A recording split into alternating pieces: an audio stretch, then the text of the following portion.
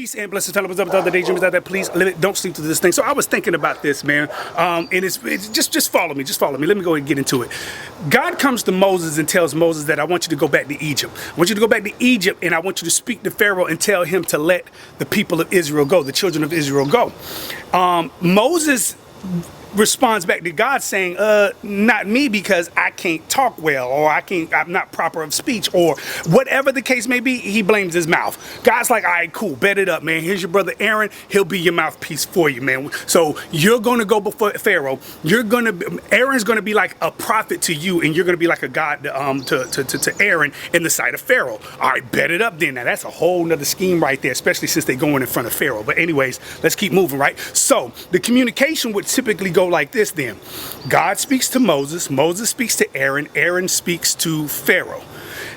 Think about it again. I'm going to say that again. I want you to follow this tracking. God speaks to Moses, Moses speaks to Aaron, Aaron speaks to Pharaoh. So more than likely when you're reading that Moses says unto Pharaoh, or Moses spoke to Pharaoh, chances are that's Aaron speaking, not Moses. Chances are that's Aaron speaking, not Moses. I want to expand that a little bit, man. And y'all just follow me. No, this next part can be debated, but y'all just just follow me. So it probably, even with the children of Israel, it should go the same way to a certain degree, right? In a certain perspective. God speaks to Moses, Moses speaks to Aaron, Aaron speaks to the people of Israel. I'm going to say that again. God speaks to Moses, Moses speaks to Aaron, Aaron speaks to the children of Israel. Okay, let's fast forward real quick. They're now at the mountain of Sinai, right? And God and Moses, Moses goes up the mountain to hear from God about the instructions that God is going to be giving to him to give to the people of Israel, right? So that they can start to become a nation and everything. Aaron is at the foot of the mountain. Now, mind you, remember the connection. God speaks to Moses. Moses speaks to Aaron. Aaron would therefore speak to the people.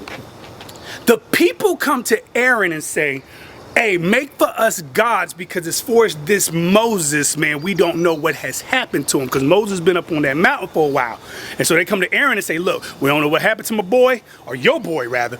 Make for us gods, because we don't know what's happened to Moses. Moses in their sight is so connected to the God that's brought them out of Israel that now that Moses is no longer in their sight, they're thinking that because Moses is no longer in their sight, God is no longer in their sight. Or rather, the God that brought them out of Egypt is no longer in their sight.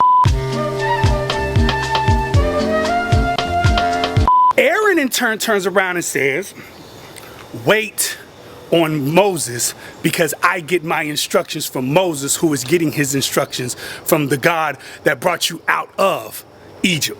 Nah, he doesn't say that. Aaron says, bring your gold, and he makes for them a calf, and then he says, these are the gods that brought you out of Egypt. Think about the way that this is supposed to go.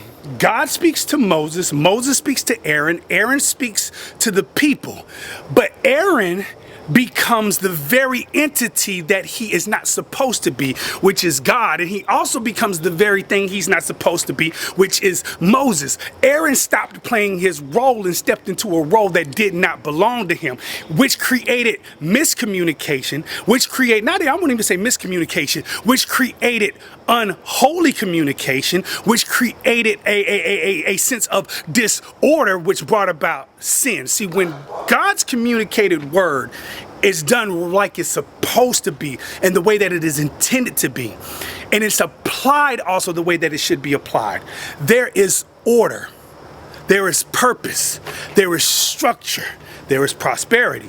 But when there is this communication that is unholy, that doesn't follow the order in which God would want it to be, and it is applied in a perverted way, there is disorder, there is chaos, there is no prosperity. In fact, there's death, because after this, several people ended up dying because of their transgression and going against the way that God wanted communication to go, but also because that communication was in line with his word coming to the people. What is my point?